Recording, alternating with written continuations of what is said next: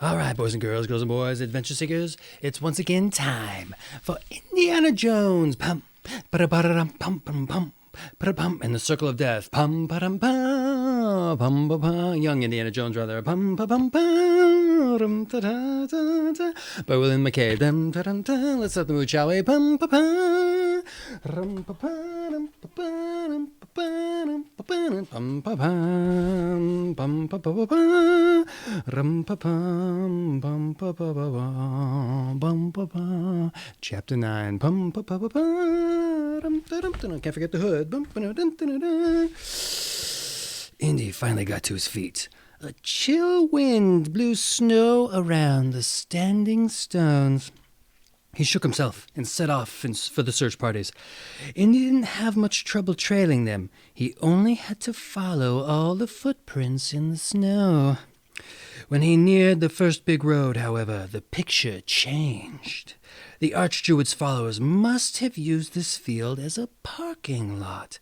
The snow there was churned up in dozens of tire and wagon tracks. Only one car remained, Reginald Pengrave's. The squire stood on the running board, directing the search. They must have driven off in that beastly big German machine, Pengrave said. Herman saw Indy. They finally dug the bends out of the field.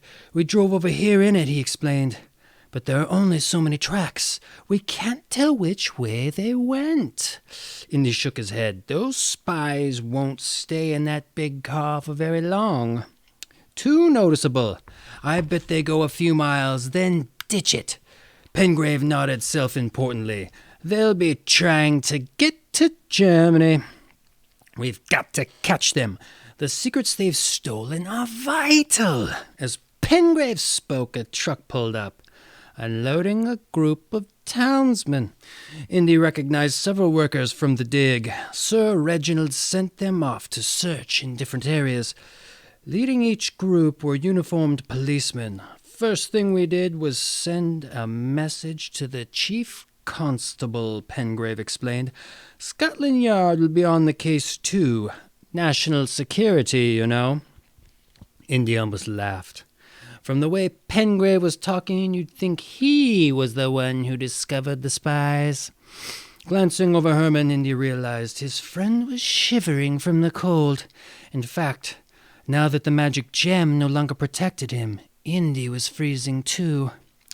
I think we ought to get you home, Indy said to Herman. Besides, our dads will be wondering what happened to us.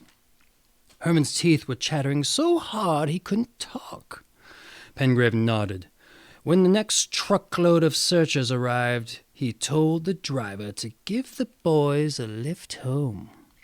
Sighing, Indy sank back in his seat, letting the book bag slip off his shoulders. Herman silently reached over to touch the bag, which lay between them. Oh, your present is still in there, Indy told him. He rolled his eyes. To think that the whole reason for last night's adventure was Herman's stupid smoke bomb. I'm afraid your bike's a total loss, though. Herman didn't even answer. He was asleep. Herman's eyes snapped open when the truck pulled up in front of Mr. Mueller's mansion. The two fathers were at the door, about to set off on a search of their own. Mr. Mueller was the one who saw them first. He greeted them with a line Herman had heard 1,000,000 times. Where were you? What did you think you were doing? Professor Jones just looked at his son and shook his head. I don't think I want to know, he sighed. It's a long story, Indy said. We discovered a bunch of German spies in the area. They kidnapped Herman and they were going to kill him. Kill Herman? Kill my son? Mr. Mueller's voice was loud and angry. And me, a loyal member of the American Friends of Germany. They won't get a dime from me anymore. As soon as Indy finished, his hurried explanation. The fathers changed their plans from a search for the sons to a search for spies. We've got to keep those papers from leaving England, Professor Jones said. Who cares about the papers, growled Mr. Mueller. Just wait till I get my hands on that Von Poppendorf. Leaving the boys in Mrs. Wells' hands, the fathers and the butler set off. As soon as they had had a hot breakfast and put on some warm clothes, Indy and Herman rejoined the search.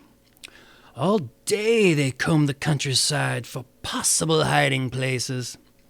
But even after a Scotland Yard inspector arrived with a team of detectives, they had no luck. Around noon, one posse turned up the Big Ben's car.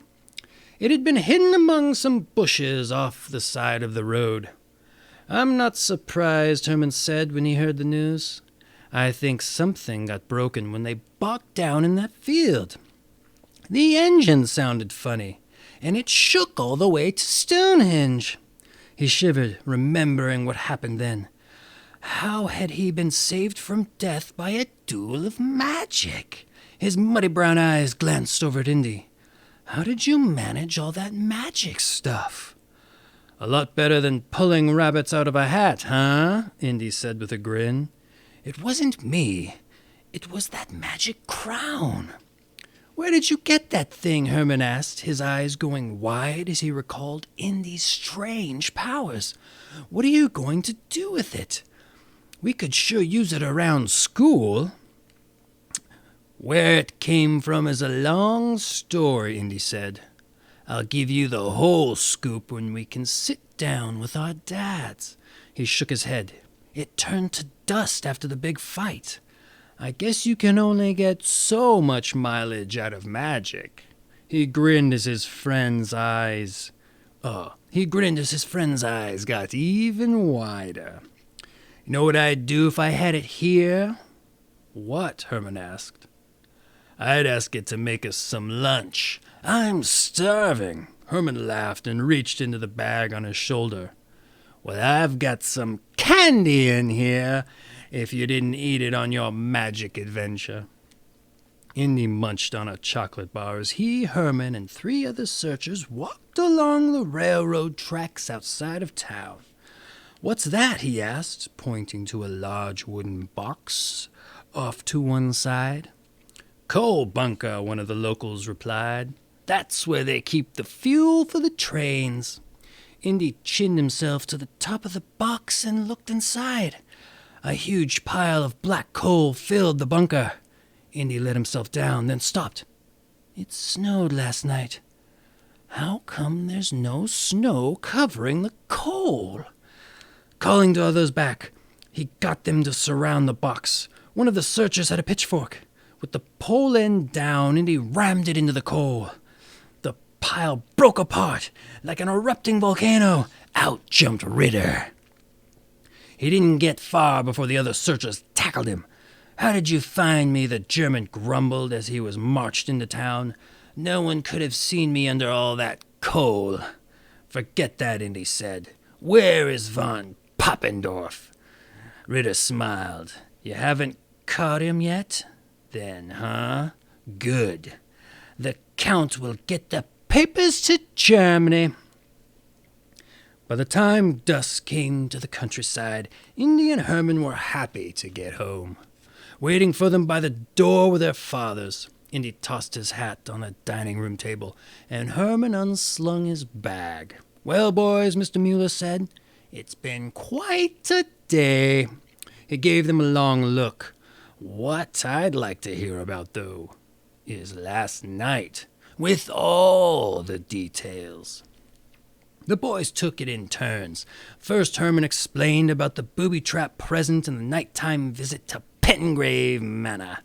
Then Indy told about his discovery of the burglar spies. Herman picked up with the story of being kidnapped. Indy went on with his adventure inside the funeral parlor. He then told about finding the mysterious crown and the strange dream or vision he'd had. Then, with Herman to back him up, he described the duel of magic. "A magic crown," Professor Jones said excitedly. "Can you take us to the burial mound?" Indy could only shrug. "I don't know where it is. With all those spies chasing me, I was hardly watching where I was going. And with the snow and the wind, I couldn't even find my footprints now." His father sighed, but Mr. Mueller pressed in eagerly. "Tell me more about this vision you had, Indy. Everything you remember." Indy gave him all the details he could think of. "The tools, you're sure they were made of stone, not iron?" Mr. Mueller watched Indy very attentively. "No, there was no iron around. Not until the invaders came at the very end." Mr. Mueller dropped into a seat. "Well, Prof," he said to Professor Jones, "I was wrong, and you were right. If Indy's vision is accurate, and why shouldn't we believe it, Stonehenge was built way before the druids got here. It was begun before British people even knew about metals like iron. That puts the beginnings back in the new Stone Age." Indy's father nodded. "Indy, my boy," he said cheerfully, "you've done it this time." "Done, but not finished," an angry voice behind them said. Indy's father and the Muellers whirled around. Albrecht van Poppendorf stood in the parlor entrance, a luger in his hand. "This boy stole my powers," the German spy told him.